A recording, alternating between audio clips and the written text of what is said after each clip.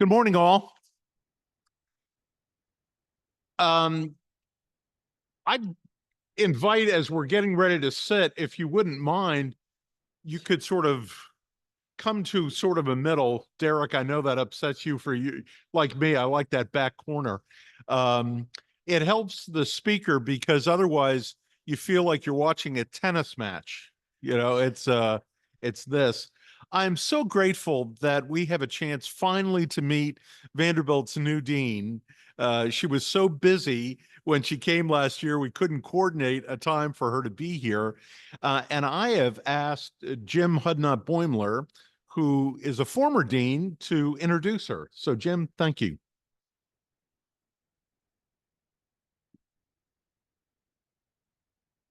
Well, good morning, everyone.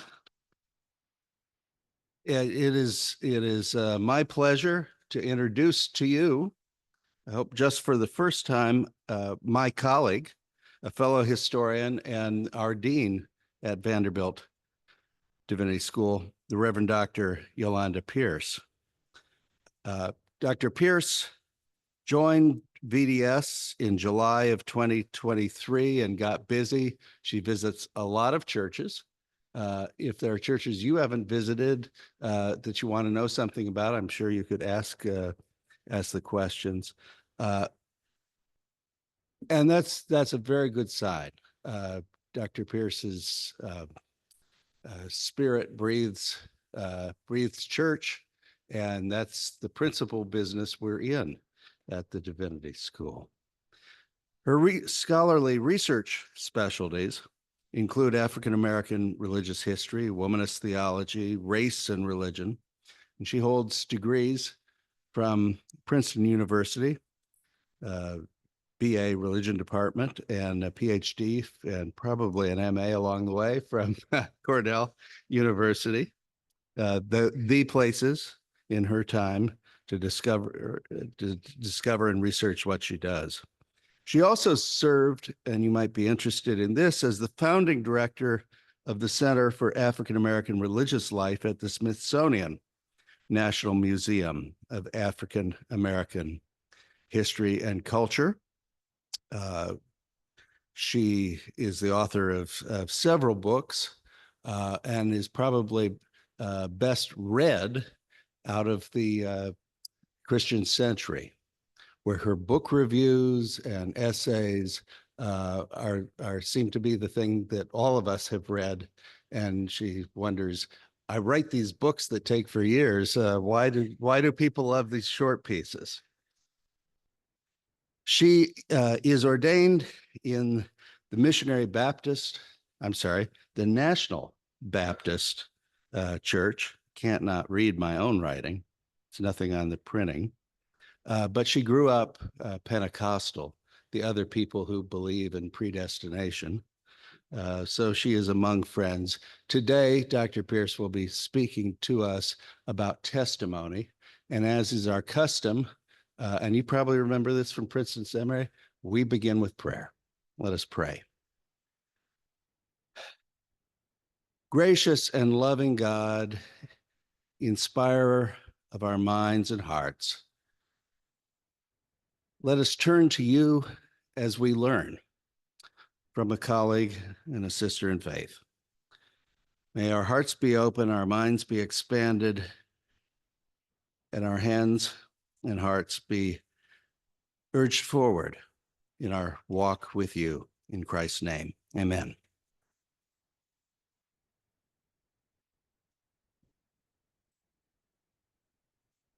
Good morning, everybody.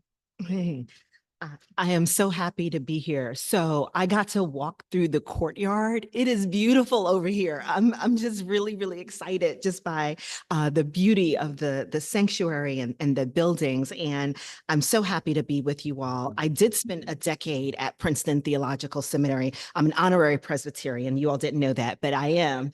And probably more Presbyterian than some Presbyterians, because when you're teaching there, it's just a little bit of everywhere. But what I'm really excited to talk about this morning is about testimony. And so I first just want to say I grew up in a tradition in which there were testimony services. Right? So I am 5 generations of preachers in my family. That's terrible. My daughter wants nothing to do with it, and I understand why. So we went to church a lot. And when I say a lot, I mean, we went on Tuesdays, Fridays, Saturdays, and Sundays every week of my life until I ran away to college. And one of those services was usually a testimony service, right? And so when you're a kid growing up, you just sort of think this is just what everyone does. But I mention it because this is something in particular out of my own tradition. So on a Tuesday night, we would begin songs, praise, worship, fairly small group. And then someone would get up and give a testimony. And the testimonies I now know are they're fairly routine, but someone would give a testimony and someone else would give a testimony. And if you're an 8 or 9-year-old, this is the worst thing in the world. Just basically in my mind, old people talking all day. And it's just like, what are we doing here? And so I say that because I have such a different perspective now on testimony. And so I'm grateful for that time I spent largely just trying to lay down on the pew while people gave their testimony to think a little bit about this. So I found myself in graduate school in the archives where I was working on materials written by formerly enslaved persons, particularly formerly enslaved persons who went on to be ministers or preachers of the gospel, evangelists, sometimes pastors. And so this is James W. Holly. And he was born in 1848. So he was born into enslavement. He was born here in Tennessee. And he later on, after the end of slavery, became an itinerant preacher and evangelist. And so at the age of about 70 or so, he pens the story of his life. I have read hundreds and hundreds of these narratives. Some of them are very, very good. So Frederick Douglass, if you need a recommendation. Some of them are not so good, right? Some of them are they're just, not high reading, I would say. So I remember sort of encountering this particular narrative, and it is very short. So that's good when you're in graduate school. You're searching for something shorter to read. So very short, 6 pages. And I think the reason I was attracted to it was I was like, okay, so he's born into slavery. He becomes this itinerant preacher and evangelist. It's 6 pages. In those 6 pages in which he says that he learns to read and write very late in life, so he's in his 60s before he learns to read and write, and he says, this is my testimony about all of the ways and all of the times that I've been healed. So unlike a lot of other narratives and sort of autobiographies and where I was born, this is what happened to me, this is how I lived, this was my family, this is it. None of that. We basically just get the story here, as he calls it, his testimony of healing. So he was born in 1848. He has this amazing, amazing story that he tells us in 6 compact pages. A near fatal drowning. He was twice struck by a train. You may have some questions. I would have some questions. Did you not see the train? I mean, twice hit by a train. He was healed of 3 distinct separate diseases, as he says, without the aid of a physician's touch. He regularly walked between 30 and 50 miles a day between his preaching engagements. And he recorded 162 cities in which he evangelized. And the interesting thing about Holly is that you can actually look up in newspaper accounts some of his story, which is to say that he was going to preach in some little town in Kentucky, and they would say the quote unquote Negro preacher came and spoke or what have you. So we can verify some of the details of his account. But this idea that he, very, very late in life, learned how to read and write. His grandchildren actually taught him how to read and write. And he says, the only reason I learned how to read or write was to offer my testimony of healing. So that got me thinking, right? That got me thinking about the testimonies that I heard in my own childhood, and they were often about healing. So this is a tradition, and if you know it, you'll know it, and if not, I'll introduce you to it. Someone like my grandmother, a good church mother, would get up and say, first giving honor to God, because that's how you start. You got to give honor to God. So first giving honor to God, and then would acknowledge the pastor or the bishop or the elder or the trustee. That's why, again, as a kid, you're like, do we not acknowledge these people every single time? And so would acknowledge, the clergy or whoever, and then would say something like, well, my knee was acting up this week. And I knew that because I was living with my grandparents. And so my knee was acting up this week, but, God healed me, and I'm able to be here, on this Tuesday. She was there every Tuesday, every Tuesday. And so all of the testimonies sort of had a little flavor like that, an acknowledgement of trials and tribulations. But in this particular congregation in Brooklyn, in the 80s, a lot of that had to do with the body in need of healing, the body in need of something. And so I heard these testimonies that, like I said, fairly routine, but was always about, well, there's a miracle that's happening here. There's healing that's happening here, that God shows up. And I didn't know it then, but something was growing inside of me that seemed to confirm that God shows up. Right?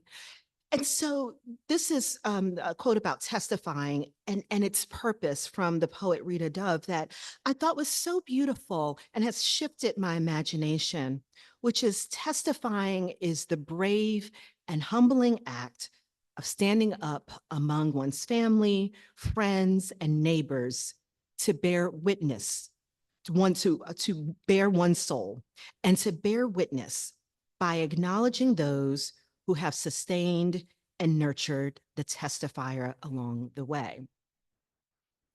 There is actually a long, long tradition in America, and other, obviously coming from our other Christian roots, but the American testimony tradition. Now, if you think about sort of our early forebears, Puritans and these other early groups, what you would have to do is you would have to actually stand before a congregation. You'd actually have to give an account, right, of your salvation, and they would vote you into or not.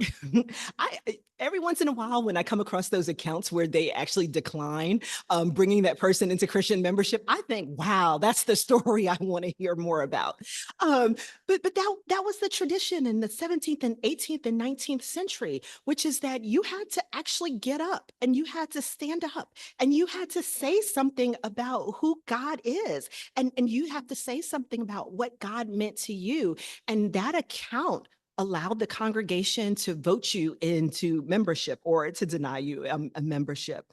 So this brave act of standing up, of having to sort of bare one's soul, having to bear witness, has me thinking about how testimony really functions 3 different levels, right?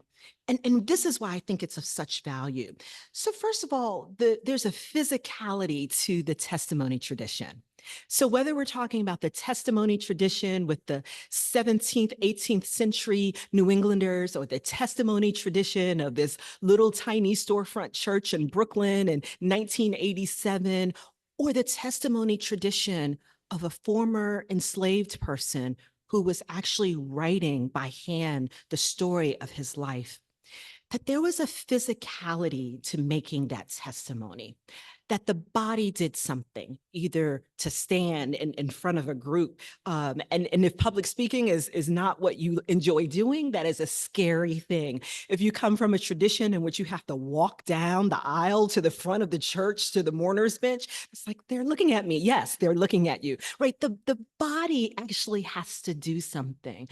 And so I thought about J.W. Holly and his ability at a very, very late time in his life to learn to both read and to write. And so that his body literally had to learn new things in order for him to give his testimony, that his grandchildren, right? So his children, a couple of born under slavery, but his grandchildren, never having experienced enslavement, taught him how to read and write. And so to see in the archives his actual handwriting as he gives his testimony. Then there's a psychological component to this, right? The telling of one's story, the vulnerability, the bearing of one's soul.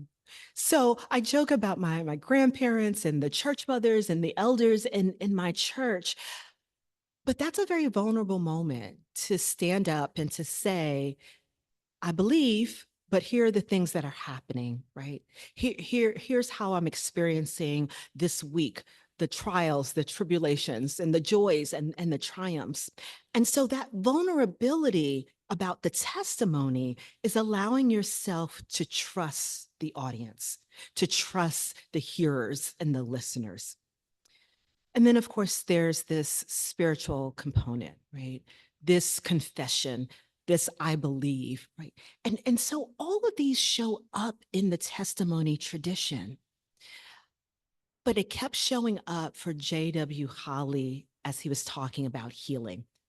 All 6 pages, that's all. Now, if you're hit by a train a couple of times, you can well imagine that that's an extraordinary story that you have to say about your recovery and all of the diseases that were rampant and all of this. And so the question in my mind became not just why give your testimony, right? Not just kind of, why stand up in front of a group and say, well, God has healed me. And so, but why all of his testimony, all 6 pages of it, had something to do with healing. And I wanted to parse out this question of the relationship between testimony and healing, because I think it says something really important about our faith, right? When J.W. Holly wrote his story, he really was operating from the theological concept. We talk about all of these theological concepts in the Divinity school, and that's a wonderful thing. But the Imago Dei, the I'm made in the image and likeness of God. And so his ability to pen even this very short story was an affirmation that he was uniquely created by God, that he had a story to tell, right? This seems to us like, okay, but I want you to understand, for someone born and living a significant portion of his adult life under a system in which he was not defined as a person, right? In which he was defined literally as a thing, as chattel, to be able to affirm, actually, I was never a thing. I was never a piece of furniture. I was never someone who should be bought and sold. I am fully human and made in God's image. And so every time I testify, every time I talk about the miraculous and the healing and the diseases and the trains and I am affirming my humanity before God, right? And that's a powerful component of the testimony, which is the idea that we all have a unique story, and those unique stories matter to God. The second component for me that I think I find really, really crucial is this question about dignity that shows up in the testimony. So as the kid, the 7, 8, 9-year-old who was just laying down on the church bench, hoping that they would stop talking so that we could go into the fellowship hall and eat. That was really the best part, that there was going to be a meal after the testimony service. I understand with the clarity now that this was also a time that was an affirmation of dignity. That whatever had happened during the course between the last time they met, which was only a couple of days before, but that's okay, the last time they met and this particular time, that their social or material conditions, right, whatever they were, but that it mattered. And so instead of these testimonies being about extraordinary things, right, they were often about the most mundane things. And that was important. It conferred a kind of dignity. It was the idea that God showed up in the material conditions of life, that God cared about everything. And so when I was taught that God cared about the number of hairs on your head, I was like, why? Right? Like that seems so, because that's the most ordinary thing. But but I was being taught something about an extraordinary God who cared deeply about these very ordinary, very regular things that were going on. And so someone's knee, or, the testimony, well, my son, he wasn't doing too well in school, but, God is able. I was like, oh, I know your son isn't doing too well in school because he didn't go to school that week, right? And so I was having these kinds of conversations in my head back and forth with the testimony. But I knew that that was a moment of real dignity. So for a person who may have felt ignored outside of the walls of this church, right? Who may have felt that their story, their situation, their family, their children, their son, right, was not seen, to stand up before this congregation was an affirmation that God sees me. And then this third thing was about agency. I mean, and that was really powerful, which is that I choose to believe something. I choose to believe that there is healing. I choose to believe that there's the miraculous. I choose to believe that God cares, right? And so I think about J.W. Holly. I think about in his 60s learning to read and write just so he could tell us this story. And all of this shows up, his humanity, his dignity, and his agency. So then I finally got what I think that I needed to get from the archives. This tradition in which I grew up, and now I was reading about, and all of these different texts, primarily from the 19th century, which is that testimony matters not just to the speaker, but to the listener, right? And I hadn't thought that. I just thought, okay, well, somebody wants to get up and they want to tell their story and it's about them. I didn't think about how it was about us, the listener. This is from a wonderful text called Witnessing to Trauma. And it says, the listener to trauma comes to be a participant and a co-owner of the traumatic event through his very listening. He comes to partially experience trauma in himself, the bewilderment, injury, confusion, dread, conflicts that the trauma victim feels. He has to address all these if he is to carry out his function as a listener, so that witnessing can indeed take place. The listener has to feel the victim's victories, defeats, silences, know them from within so that they can assume the form of testimony, right? And so instead of thinking this was a time in which someone needed to share their story for their own healing, I shifted, said, what if this is a time that as the listener, I needed to hear the story for my healing, right? And if you grapple with that, then you really begin to understand why the New Testament is filled with healing miracles and healing stories, right? All of the stories that could possibly be told, so many of them are about healing, right?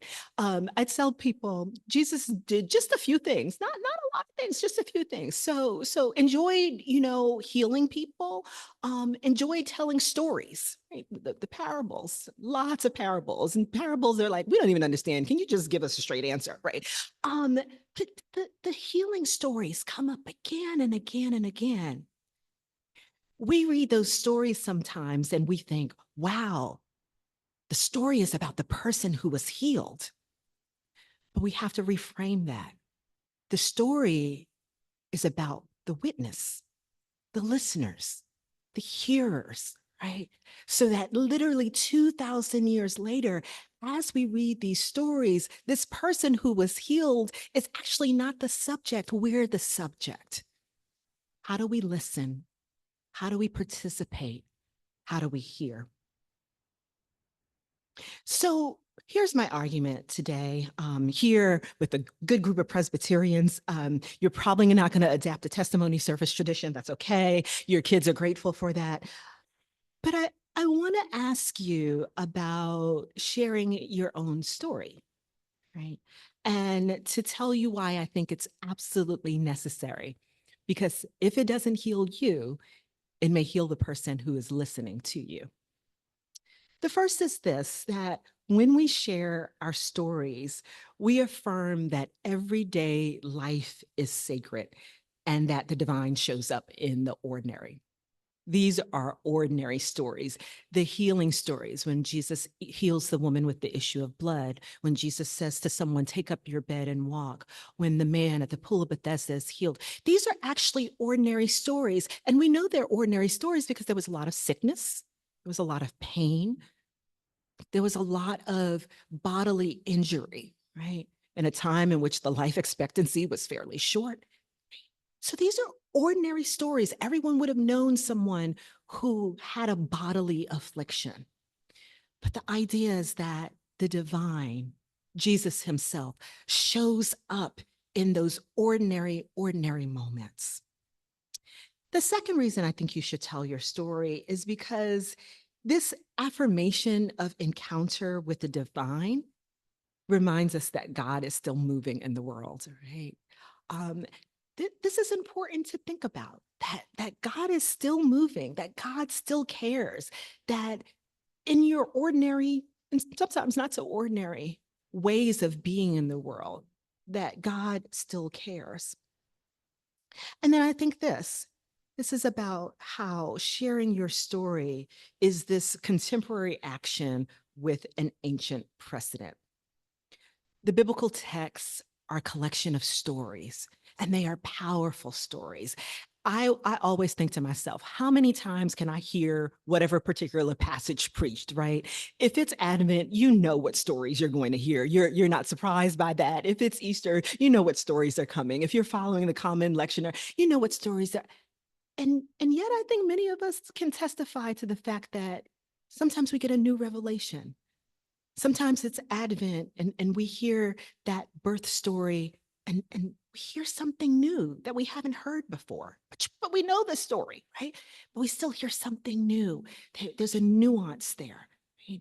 We do the Easter story. We do Good Friday. We make that a huge part of our liturgical calendar. How many ways can we hear it? And yet, this ancient story still has such contemporary resonance to it. And so the pastor, the preachers, the teachers, the lecture, they tell the story again and again. So this is my assignment, because this is what I do. I give homework assignments. I miss being in the classroom. I don't have anyone to give homework to.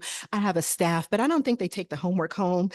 So this is my story. This is my assignment to you all, which is to ask you to think about your story in which God shows up in an ordinary moment. And in that ordinary moment, you know that there is an ancient precedent, right? So I'll do it again. Think about your own story. God showing up in some ordinary moment. In that ordinary moment, there is this ancient precedent. So I'm actually going to ask you all someone to volunteer and share that story, but I'll model it and I'll go first.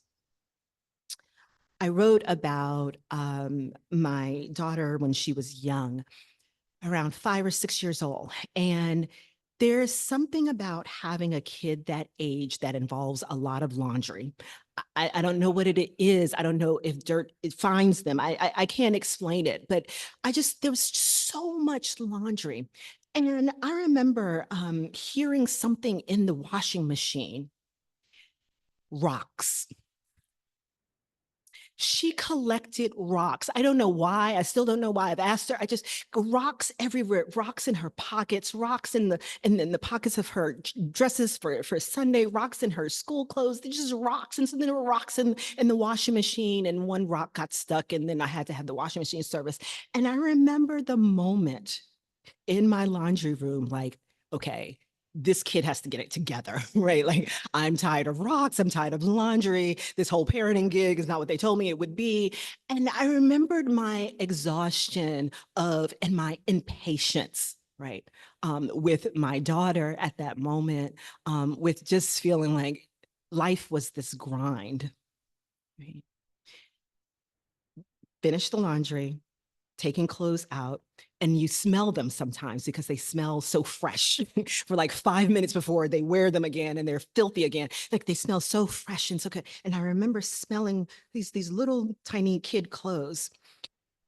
And in that moment, it was like a sort of not a lightning bolt, but it was in that moment, which every parent has had, that ordinary moment of feeling so overwhelmed and frustrated and exhausted by parenting and working and all of the things that we try to keep together, that God was like, when you smell this fresh laundry and you feel that little whiff of love for your kid, even though she puts rocks literally in the washing machine, can you imagine how much more I love you every time, despite the fact that you disappoint me?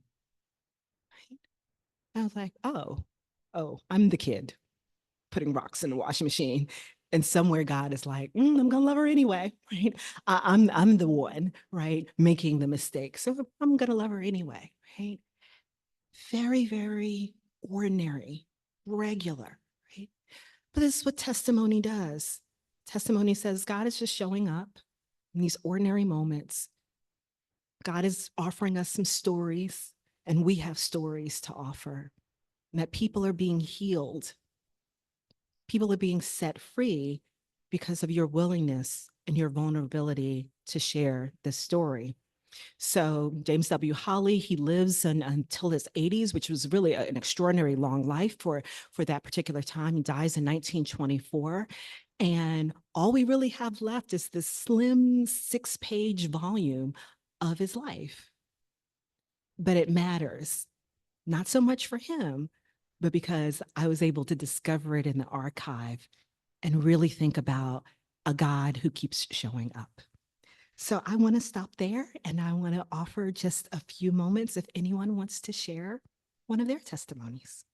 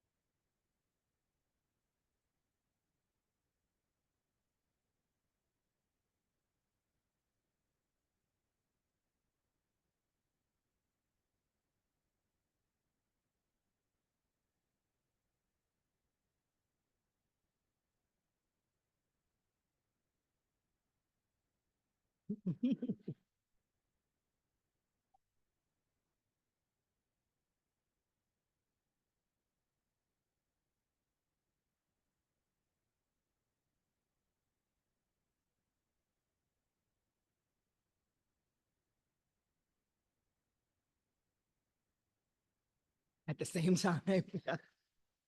Been there.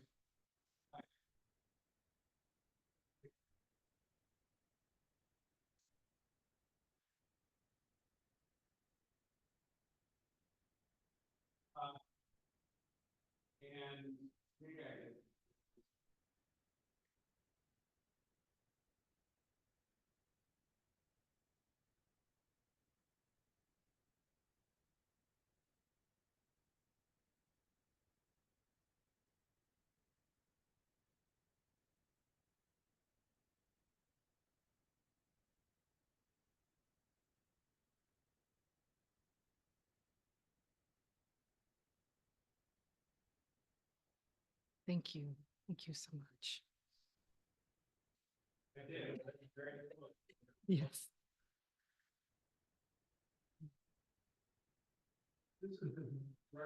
Mhm.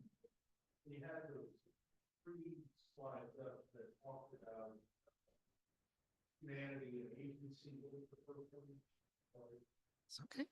We'll make sure we go back to it. Dignity.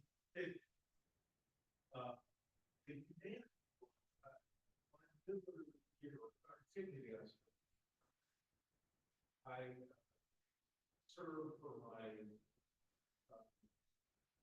internship in CPE at Tucker State Prison. And we had a chapel there, and the first or second song sung every time we were there was His Eyes on the Sparrow, which was not something I grew up singing in my local Presbyterian church. But it occurs to me just how critical it was for folks to be able to acknowledge that God cared for them, even there, Right. In their circumstances. And it opened to me a much deeper sense of that aspect, where I really appreciate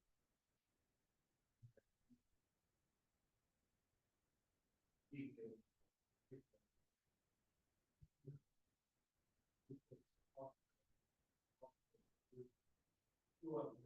That salvation is rare, will not be real to them.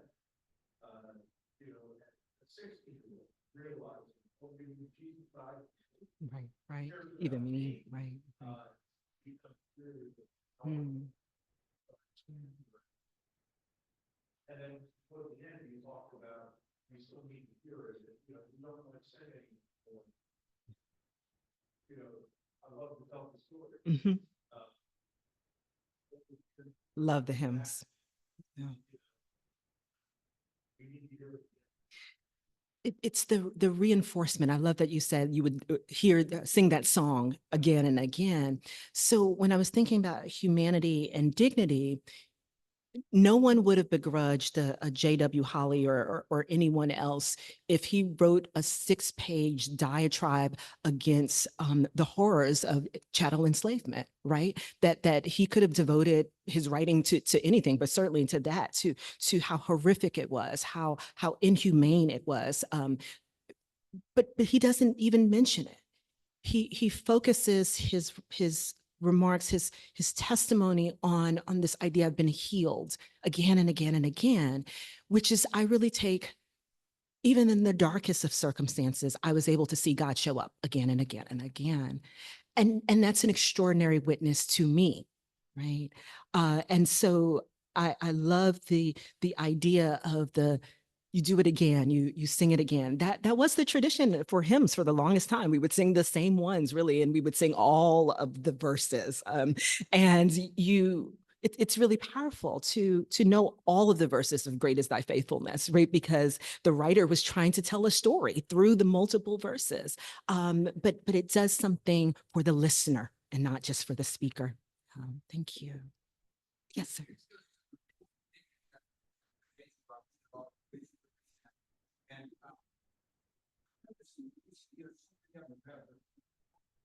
The resume accomplishments of the deceased, and of course the family and so forth. But again, they'll thank caretakers, hospice workers, personal caretakers, down by name. And I think that gives them some little bit of dignity, whereas the past, I remember people doing. Oh, I love that. I love that. The remembrance of those who were there at the end, the naming of it. Yeah. Oh, thank you. That's beautiful. Thank you. Okay. Got somebody on Zoom. Oh. Speaking to the mic, so How's that? Yeah.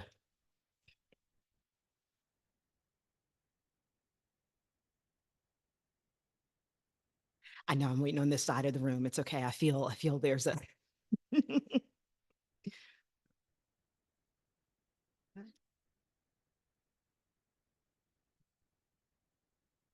Thank you. Good. Sit with it and soak in it, which I believe that's really what it is. But that this for me was the key, right? Making that shift from the concentration on the speaker to my role as a listener. And I think really many of us are called to be listeners, to listen, to hear, to do something as simple as bear witness. I heard you, I was there. In higher education, quite a bit, we talk about holding space. right? So we use this language of holding space, which is that when things are going on and life is really, really difficult and things are happening and it's protests and it's this and that, that all you can do is sort of hold this space, right? Or the ministry of being present. So that the listener has an active role, that you're just not saying, okay, this person is speaking and there's a way a person is speaking and you're just waiting for them to finish so that you can speak. But instead the listener is saying, I'm holding this space for you and I'm participating in this with you. And that's the powerful part about testimony. So thank you all. Thank you so much. Oh, yes, Pastor. One more. I'm wondering if the challenge to testimony, because when I came here, I was talked to the session about doing testimony, and I thought I was going to get crucified by the end of the session meeting because they equated testimony as I was saved on June 7th. You know. Pardon me. As the day that Jesus saved me, and not just testifying to how the Spirit might be at work in the world in just common ways. And what I'm wondering about is, as we lose our vocabulary of scripture and faith and hymns and all those kind of things, whether we have a harder time taking ordinary events and turning them into theological events. Can you address that? The answer is absolutely yes. We are losing. So what that repetition in my childhood did was it reinforced the vocabulary. Right? And so I had a vocabulary connected to faith. And that vocabulary then allowed me to go into vastly different faith communities, but we had something in common. We had a language in common. We had a hymn in common. We had words in common. And it was through that repetition. We really are losing that, right? And so our ability to have the difficult conversations really depend on us having a shared vocabulary. And part of the reason having difficult conversations is so difficult is because we don't have that shared vocabulary anymore. And so JHB, that's of course, you know what we call him over at Vanderbilt, says, predestination. Well, I can tell you so many people wouldn't even know what that word meant anymore because they haven't heard it, right? It's not a part of their ear. I grew up with a lot of language about holiness and sanctification. The hymns talk a lot about that as well. Those are like obscure words almost, right? And so what it means is that when we have to have conversations and we want to be able to lean into our faith, the inability to have that shared vocabulary is sometimes an impediment. So there's something important about repetition. There's something important about that kid hearing sort of the same thing again and again. There's something important about singing some of the same hymns across, the liturgical calendar, because it gives you this language, again, both as listener and as hearer, that allows for this moment where, yeah, I can talk about the encounter of the divine, or I can talk about how the Spirit shows up in the world, right? Because that means something to you to be able to say the Spirit shows up in the world. If that's not a part of your vocabulary, then that's like, what is that, right? So absolutely necessary. And there's a part of this tradition that is ancient and old, and certainly old within the Americas, but I don't know how we recover it in ways that could help us. And to that end, sort of a shared theological vision. Because in part what I hear you talking about is this understanding of life as sacrament, and when we, divide into boxes and don't really understand the sacramental nature of all of life, where are the holy moments? Are the holy moments only when I do this and that instead of God being present all the time, everywhere? Right. Yeah.